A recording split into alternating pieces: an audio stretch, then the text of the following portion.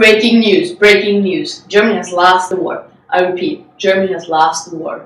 Allied forces have entered Berlin and are marching on the streets right now. People everywhere are celebrating.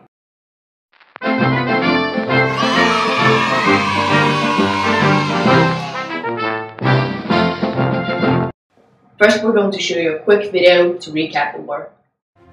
World War II, the road to Germany's defeat. The war really starts when Germany invade Poland on the 1st of September in 1939. So Britain, France, Australia, and New Zealand declare war on Germany.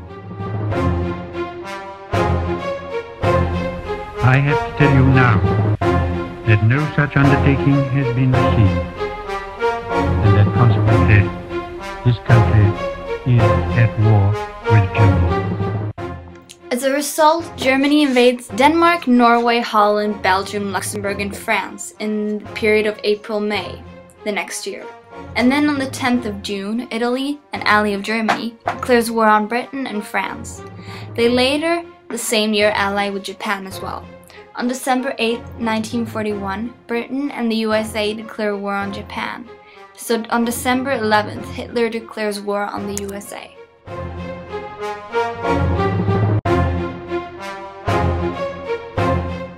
The war is going good for Germany until December 1941, when the Germans were just outside of Moscow and the Russians were almost overthrown, when Stalin orders his troops, who defended the east from the Japanese, to fight the Germans on the west and force the Germans back.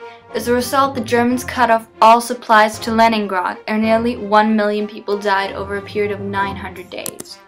The Germans decided to strike back and take the Russian oil fields, and this resulted in the catastrophic Battle of Stalingrad. The battle became the turning point of the war, and this resulted in a major loss for Hitler. 150,000 Germans died and 91,000 were captured.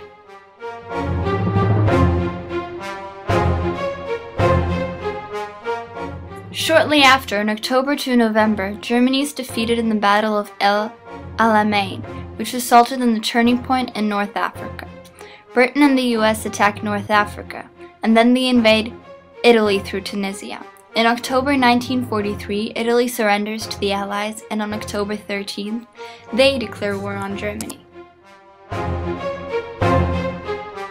In the meantime, in January 1943, Britain and the US announced that they will only accept unconditional surrender from Germany. Later, in July 1943, came the Battle of Kursk, where the Soviet forces crushed the German and ruined their possibility for future attacks in the east. Yet another tremendous loss for Germany.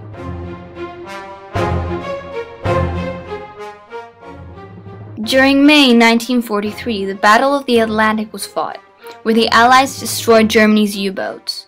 From 1943 to 1945, the Allies also bombed Germany heavily, which killed many people. Then came D-Day, in which both the Allies and Russia attacked Germany at once, both outnumbering and outsmarting the Germans. The last battle of Germany was the Battle of the Bulge in December 1944, where Hitler attempts to counterattack the Allies. They beat Germany, making them incapable of further offensive.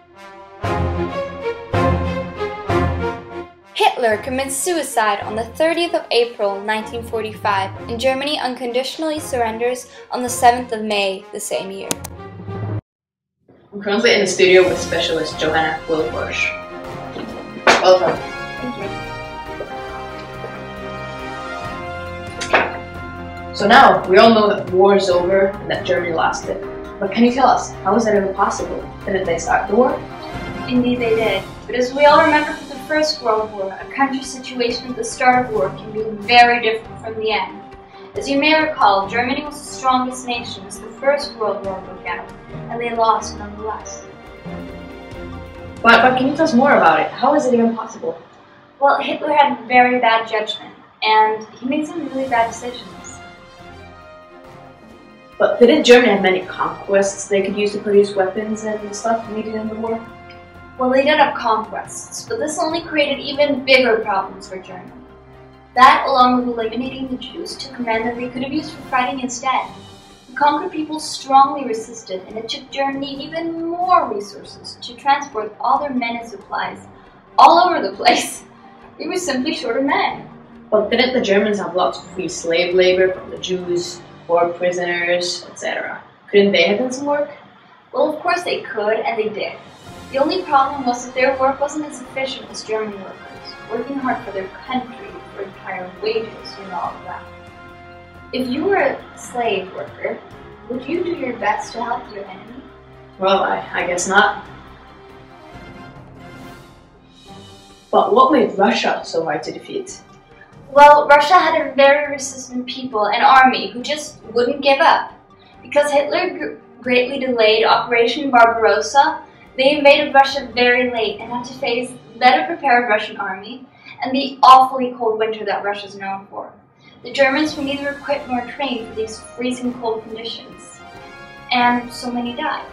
The Russians were underestimated and had more than enough resources to produce the weapons and materials needed for war due to their vast landscape.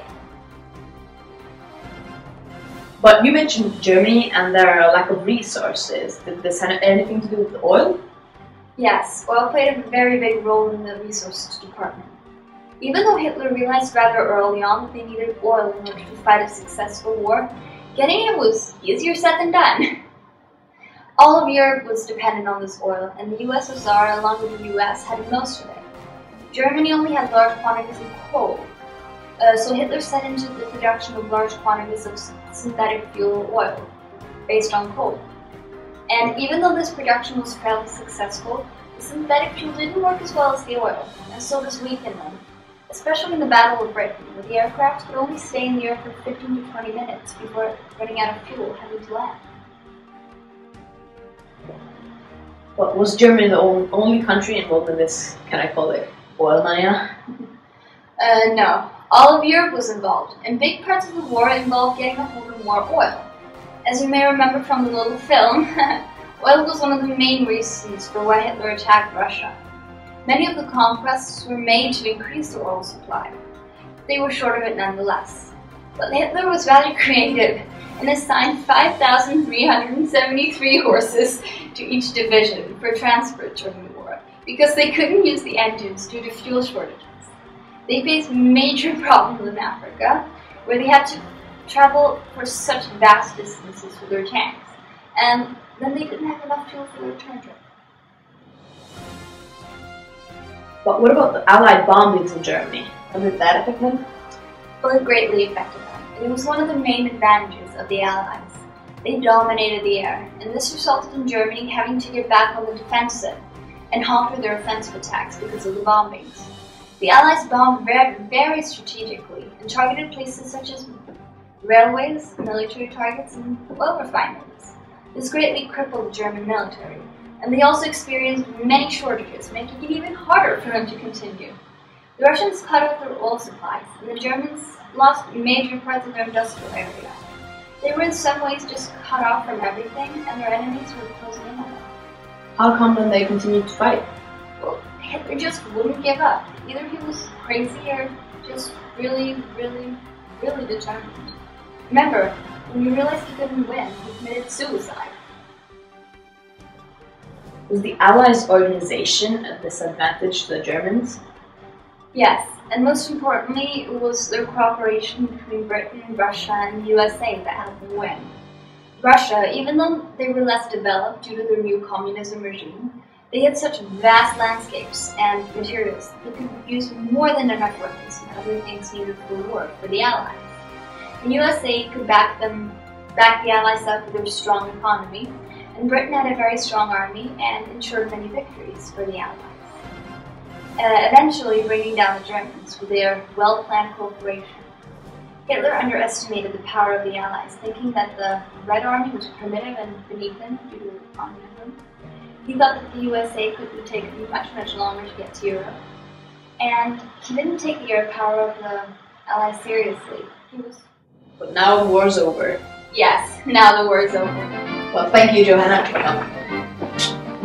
Pleasure. So, happy VE Day, everyone. Have a great day.